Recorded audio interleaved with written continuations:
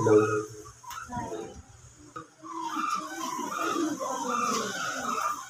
Sabi kanina ni Brad, happy anniversary. Pero nakikita ko sa kay Sis Bilin Adler, sobrang happy niya kaya siya nalupat. Sa pangalan po ng dakilang Panginoong Jesucristo, isang mapagpalang araw sa ating lahat. Ito po ay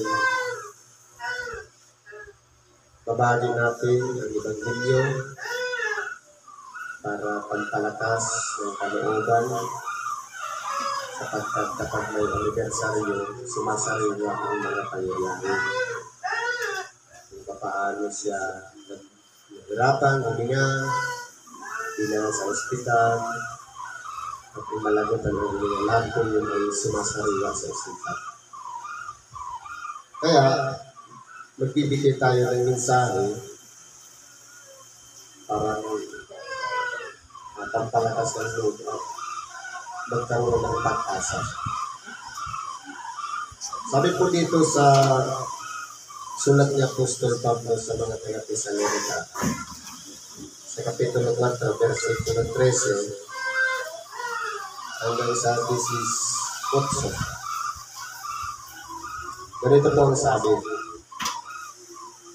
Ngunit, hindi namin ibig na kayo hindi makaalam, mga kapatid, tungkol sa nangatutulog, upang kayo'y huwag mga lumbay na gaya ng mga iba na walang pag-asa.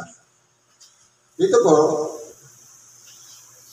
nais ni Apostol Pablo, hindi lamang ito sinulat para sa mga taga-Tesalonica upang paalalahanan, kundi para sa atin din naman lahat, na dapat, sabi nito, hindi namin ibig na tayo hindi makaalam. Hindi maaari na hindi dapat natin nalaman na ano, tungkol po sa nangatutulog. Pero sa atin po, ang tawag doon nangamatay. Pag sinabi po kasing namatay, kumbaga, separation. Dahil ang kamatayan ay pagkaiwalay. Pero tayo na mayroon tang pag-asa sa Diyos, hindi tayo gumagamit ng terminong nangamatay, kundi nangatutulog. Dahil yan po ay itinuturo sa atin sa mga nawala na yung buhay, ipalagay lang natin silang natutulog. Dahil ang natutulog, may pag-asa pa siyang bumangon. Pero pag nangamatay, na-separate na, ibig sabihin, wala nang pag-asang bumalik. Kaya ang termino dito sinabi, tungkol sa mga nangatutulog, tungkol sa mga tao na hindi na humihinga, tungkol sa mga tao na katulad natin, kasi ang kalagayan po kasi ng namatay, katulad lang siya ng natutulog, na pagdating ng panahon sa pagbabalik ng ating dakilang Panginoon, gigisingin muli sila. Kaya po, dito, ipinapahayag ni Apostol Pablo na ang nangamatay na ay kinakailangan malaman natin na sila ay inihalimbawa sa mga taong nangatutulog. Bakit po? Upang kayo'y huwag mga lumbay. Para po, ma-divert yung isip natin dahil kung halimbawa namatay na, wala na tayong aasahan. Pero kung ipalalagay natin na tutulog, pwedeng kinabukasan, pwede pa natin gisingin. Kaya po, ito po, para maibsan yung kabigatan ng ating kalooban, ang mga tao na namatay na, ipalalagay po natin siya na mahimbing na pagkakatulog na pwede pa natin gisingin. Ang tawag po ng pag-asa. Na hindi tayo dapat gumaya sa iba na nangalulumbay. Kumbaga, yung kalumbay hindi maalis, gumugunita pa rin sa isipan, dahil po, ipinalalagay ng patay. Kung ipalalagay natin tulog lang, pwedeng meron pang pag-asang nagising. Bakit po? Sapagkat kung tayo'y nagsisisampalatayang si Jesus ay namatay at nabuhay na maguli, ay gayon din naman ang nangatutulong kay Jesus ay dadalhin ng Diyos na kasama niya. Kaya po, kung pag-aaralan po natin, ang ating dakilang Panginoon, Jesucristo, dumanas din ng kamatayan. At pagkalipas ng 3 araw, siya'y nabuhay na maguli.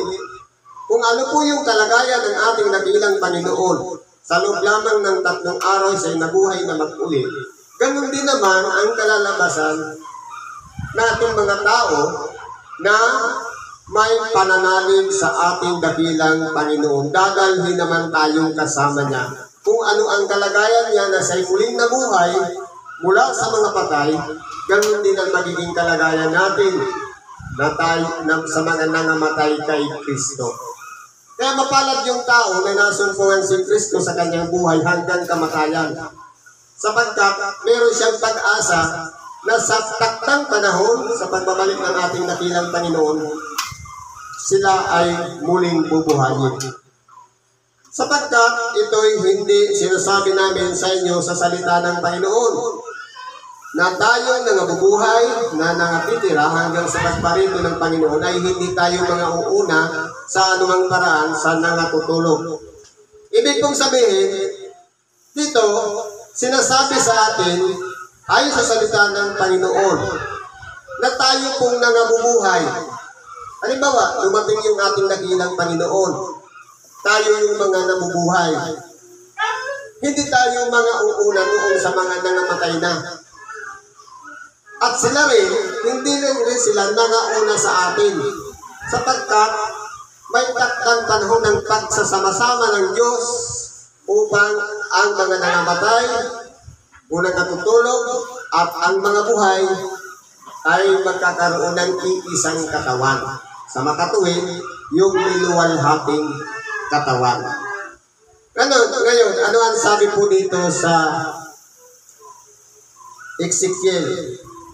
Ngayon, para maunawaan natin, doon sa mga nangamatay na, ano po ba ang magiging kalagayan nila? Upang maunawaan natin na ang tao pala ay may pag-asa pang buhayin na maguli. Sabi po sa Ezekiel 37, basahin natin.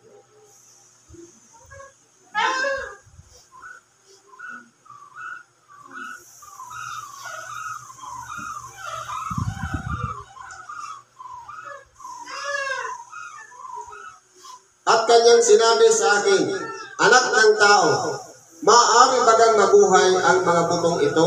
At ako'y sumagot, O Panginoong Diyos, ikaw ang nakakaalam. Muling sinabi niya sa akin, manghula ka sa mga butong ito at sabihin mo sa kanila, O kayong mga tuyong buto, inyong pakinggan ang salita ng Panginoon. Ganito ang sabi ng Panginoong Diyos sa mga butong ito, narito aking papapasukin ang hinga sa iyo at kayo'y mga bubuhay. At lalagyan ko kayo ng mga lipit at pabalutin ko kayo ng laman at tatakpan ko kayo ng balat. At lalagyan ko kayo ng hininga at kayo'y mga bubuhay at inyong malalaman na ako ang Panginoon. Ibig sabihin, kung papaano po ang tao mula sa kamatayan hanggang sa siya'y maging alabok, ibabalik po yun hanggang sa siya'y magkaroon muli ng katawang laman. Dahil po, sinabi nung una, tayo'y mula sa alabok, babalik tayo sa alabok. At mula naman sa pagiging alabok, babalik sa pagiging isang buto, at bubuhayin muli at magiging isang niluwalhating katawan. Ganyan po ang magiging kalagayan ng tao. Kaya po kung tayo man inabutan, halimbawa, bumalik ang ating dakilang Panginoon, tayo mga buhay, hindi tayo mauuna sa kanila. Kundi, sabi dito, sapagkat ang Panginoon din ang bababang mula sa langit na may isang sigaw may tinig ng arkanghel at may pagkakak ng Diyos, at ang nangamatay kay Kristo ay unang mga bubuhay na maguli. Kaya po kung pag-aaralan natin, ito na ba yung panahon ng paghuhukom? Hindi ba po? Dahil, kumbaga, bago dumating yung paghuhukom, yung mga nakay Kristo na mga buhay, sa isang tunog ng isang mata, babaguhin ang ating katawan. At doon naman sa nangamatay kay Kristo, sa isang tunog ng pakakak, o sa isang sigaw, at tinig ng arkanghel, ang mga nangamatay sa Kristo ang unang mga bubuhay. Kaya mapalad yung tao na namatay na hindi siya lumayo kay Kristo. Nabubuhay siya kay Kristo at alang-alang kay Kristo. Sa mga tuwid, sila yung nagiging priority para buhayin na mag-uli. Sila yung dadalhin doon sa kaluwalhatian ng Diyos. Ngayon, sino ngayon ang nahatulan? Ang nahatulan, yung mga taong wala kay Kristo.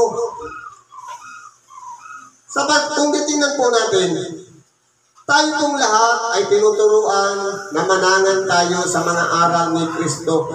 Kilalanin natin si Kristo. At siyempre, sampalatayanan natin siya, pati ang kanyang mga salita.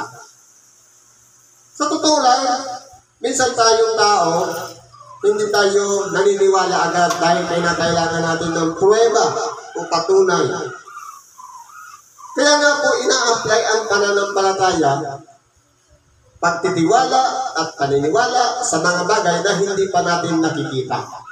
Yan po yung pananampalataya. Kung yan po ay sinasampalatayanan natin na mangyayari, bagamat hindi pa nangyayari, tunay na kalakip na ng pananampalataya yung pag-asa.